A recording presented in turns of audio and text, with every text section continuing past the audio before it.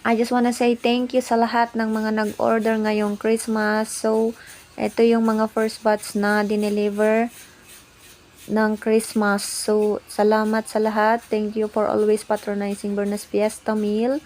So, sa uulitin, this coming New Year is madami ulit yung mga order. Kaya, ayan, I'm always thankful kasi even though it's not Christmas, it's not New Year, ang daming nag-order. So, almost every day.